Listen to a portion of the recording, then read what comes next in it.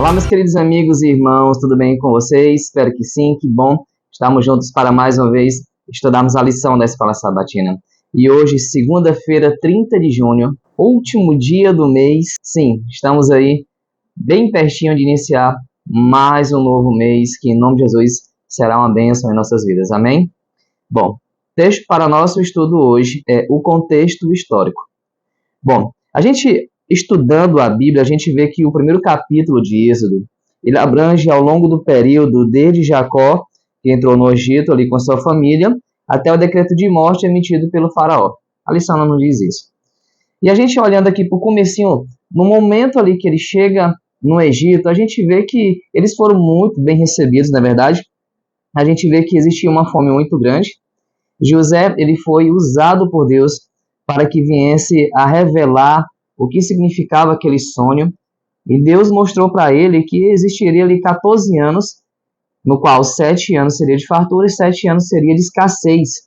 E nesse tempo de escassez, toda a terra passou por necessidade, inclusive a família de Jacó, ou seja, a família de José.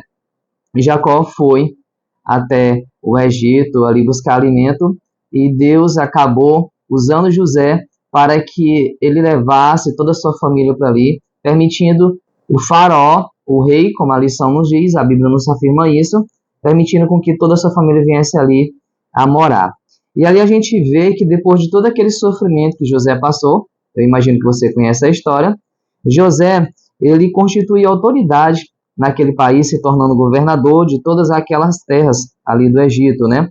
E a lição nos diz que Faraó tirou seu anel de sinete da mão e pôs no dedo de José.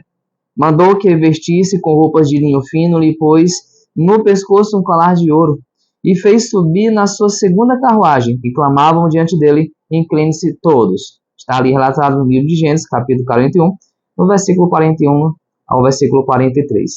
Então a gente vê aqui que depois de todo aquele sofrimento, José, ele recebeu vitória. Ele foi abençoado por Deus porque ele foi fiel, ele se manteve diante de Cristo Jesus, diante de Deus, sendo perseverante, mesmo diante de momentos extremos assim como ele passou. E a gente vê que toda a família de José também foi beneficiada, inclusive os irmãos que cometeram a atrocidade que cometeram com ele.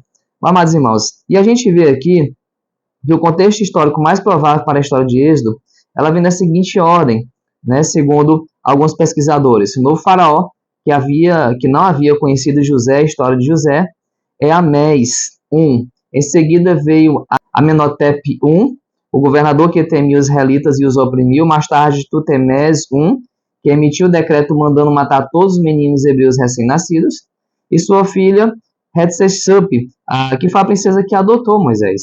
E o faraó Tutemés III, que durante algum tempo governou junto com a filha de faraó. E ele foi o faraó do Êxodo. Então a gente vê que existe esse contexto histórico aqui que o Êxodo ele nos traz. E segundo os estudiosos mais confiáveis, o Êxodo ocorreu em março de 1450 a.C. Mas, irmãos, ao ler a Bíblia, a gente vai conseguir entender esse contexto histórico e ver todas essas histórias que foram reais. E com certeza muitas delas, elas vêm de encontro à nossa realidade atual. Sim, hoje a gente pode estar vivendo um cenário, como eu falei há dias atrás, de perseguição, de opressão. A gente ou a gente pode estar vivendo um período de bonança, um período de calmaria. Quando Jacó chegou com sua família, eles passaram muito tempo ali, vivendo, comendo tudo bom e melhor, vivendo em tranquilidade. Mas depois que Amés I chegou, que é o faraó que não conhecia a história de José, começou a escravizar aquele povo. Ele começou a ter medo daquele povo, porque aquele povo estava crescendo.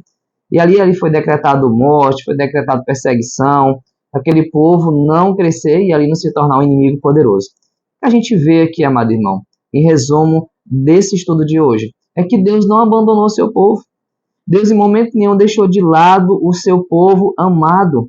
E como prova, Jesus Cristo veio e morreu na cruz do Calvário. Então, amados irmãos, aqui a gente vê de forma bem clara o caráter de Deus.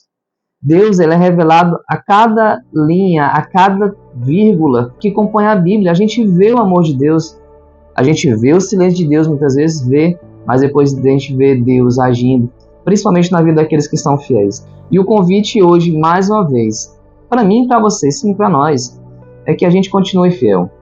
Olha a história de José. Será se valeu a pena José ser fiel? Sim, com certeza valeu. Com certeza vai valer a pena eu e você também se permanecer fiel. Independente de qualquer que seja a situação, que a gente venha colocar o Cristo Jesus, nosso Deus, como a base e o centro de nossas vidas. Amém? Eu convido você nesse momento a fechar seus olhos. Vamos nos orar? Maravilhoso Deus, muito obrigado por até aqui, Senhor, está nos ajudando, nos protegendo, nos amando. Continua, em nome de Jesus, ó Pai, cuidando de todos nós. Nós sozinhos não conseguimos ir a lugar nenhum e fazer nada, mas com o Senhor nós temos a certeza da vitória. Nos perdoa, nos limpa, nos restaura e nos prepara para a vida eterna. Em nome de Jesus, amém.